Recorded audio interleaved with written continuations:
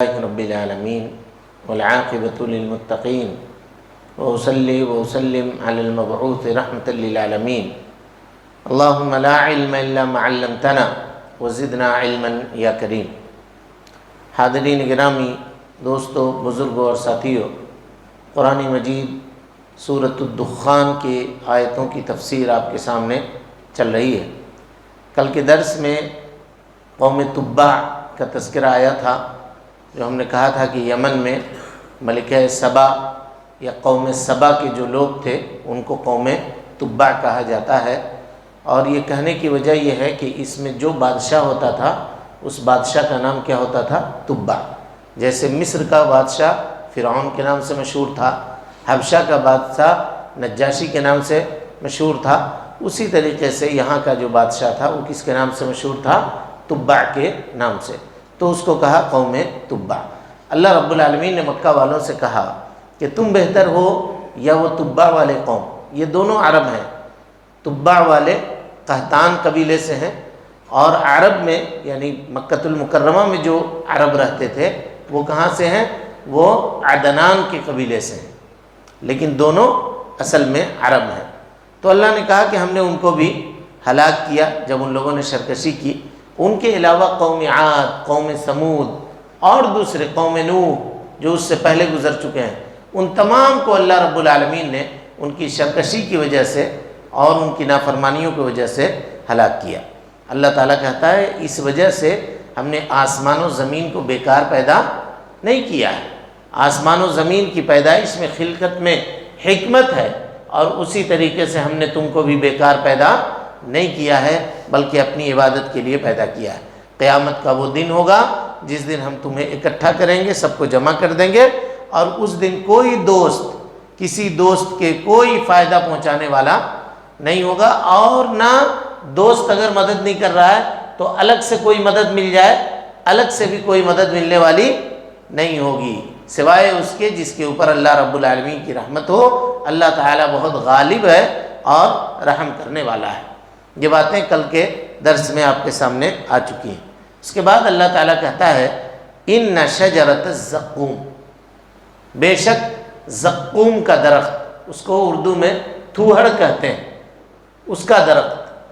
فرمایا، حضرت مجاہد کہتے ہیں کہ میں نے عبداللہ ابن عباس یہ کہتے ہوئے سنا ہے کہ یہ جو تھوہڑ کا درخت ہے اس کے اندر وہ مطلب تیکھا پن ہے، یا اس درخت کے اندر وہ بدبو ہے کہ اگر اس کا ایک قطرہ زمین کے اوپر گرا دیا جائے تو دنیا کی زندگیاں تباہ ہو کر کے رہ جائے۔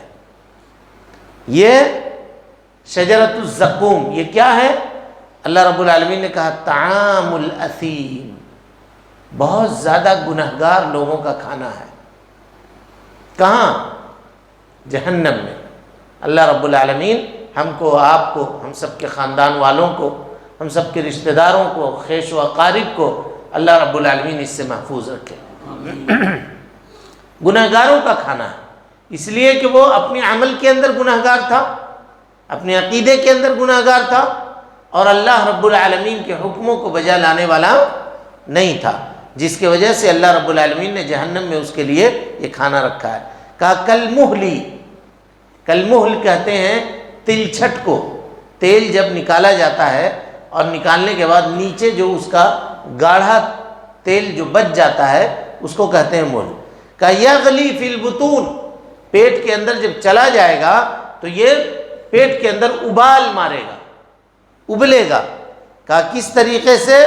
کغلی الحمیم، جس طریقے سے گرم پانی جوش یا ابال مارتا ہے اس طریقے سے پیٹ کے اندر یہ کھانا جا کر کے ابال مارے گا۔ کہا خذوہ فاعتلوہ، اللہ تعالیٰ کہے گا کہ ان کو پکڑو اور ان کو گھسیٹو الی سواء الجحیم، اور جہنم کے بیچوں بیچ لے جا کر کے ڈال دو، جہنم کے بیچوں بیچ لے جا کر کے ڈال دو۔ ثم صبوا فوق رأسہ من عذاب الحمیم، اور اس کے بعد اس کے سر میں گرما گرم پانی ڈال دو۔ اللہ اکبر۔ مفسرین کہتے ہیں کہ معاملہ کب ہوگا؟ فرشتے ہوں گے جن کے ہاتھ میں بڑے بڑے ہمبرس ہوا کریں گے، جس کے ذریعے سے مارا جاتا ہے، کیل ٹھونکی جاتی ہے، ہمبرس جس کو کہتے ہیں وہ ہوں گے، اور وہ اس کے ذریعے سے اس کے سر کے اوپر ماریں گے تو کھوپڑی انسان کی کھل جائے گی اس کے مار سے، اور جب گودا نظر آئے گا تو اس گودے کے اوپر گرم پانی ڈالا جائے گا، نتیجہ یہ ہوگا کہ وہ گرم پانی نیچے سے ہوتے ہوئے انسان کی آنت وغیرہ اور اندر کے جو آرگنس ہیں سب کچھ، کڈنی، کلیجہ، پھیپھڑا، یہ سب لیتے ہوئے اس کے ایڑی میں آ جائے گا۔ تکلیف کا اندازہ یا تکلیف کس طرح سے ہوگی جہنمیوں کو، اس کے بارے میں آپ سوچ سکتے ہیں، غور کر سکتے ہیں۔ اللہ رب العالمین ہم کو، آپ کو اور سب کو محفوظ رکھے۔ جہنمیوں کا یہ عذاب ہوگا جس سے اللہ رب العالمین قیامت کے دن جہنمیوں کو گزارے گا۔ یہ سارا عذاب کیوں ہوگا؟ سوال یہ ہے کیوں ہوگا یہ عذاب؟ اس وجہ سے ہوگا کہ دنیا کے اندر وہ اللہ رب العالمین کے نافرمان تھے، اللہ تعالیٰ کے حکموں کو ماننے والے نہیں تھے، توحید کے اوپر عمل کرنے والے نہیں تھے، جس کی وجہ سے یہ عذاب ان کو وہاں ملے گا۔ اچھا، یہ عذاب اس طرح کے عذاب ہیں کہ اگر آدمی اپنے دل کے اندر ان چیزوں کو بٹھا لے تو قسم سے دنیا کی زندگی میں وہ کبھی اللہ رب العالمین کی نافرمانی نہیں کرے گا، کبھی نہیں کرے گا، بچے گا۔ لیکن ہم لوگوں کے دلوں کے اندر ہم یہ سب سنتے ہیں، ہم لوگ جانتے ہیں، لیکن یقین نہیں ہے، کامل یقین، مکمل یقین جس طرح سے ہونا چاہیے وہ کامل اور مکمل یقین نہیں ہے۔ ورنہ کیا وجہ ہے کہ اتنی سخت عذاب کے جاننے کے باوجود، جہنم کی اتنی ہولناکیاں جاننے کے باوجود ہمارے دل میں اس سے خوف نہیں پیدا ہے، اور جنت کی اتنی خوشنما چیزیں سننے کے باوجود، بارہا سننے کے باوجود جنت پانے کی طلب ہمارے دلوں کے اندر نہیں ہے، جنت کی جستجو اور آرزو نہیں ہے۔ آرزو جستجو خوب ہے، چاہتے ہیں کہ جنت ملے، لیکن جنت کیا فری میں مل جائے گی؟ اس کے لیے عمل نہیں ضروری ہے۔ ہم لوگ عمل کرنے میں کوتاہ اور پیچھے ہیں۔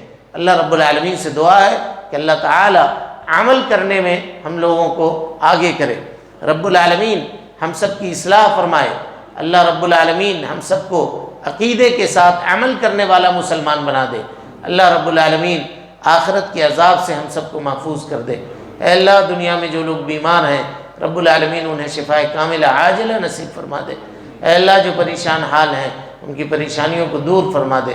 رب العالمین جب تک زندہ رکھ، دین اسلام پہ زندہ رکھ، اور جب اٹھا ایمان پہ اٹھا۔ آمین۔ وآخر دعوانا ان الحمد للہ رب العالمین۔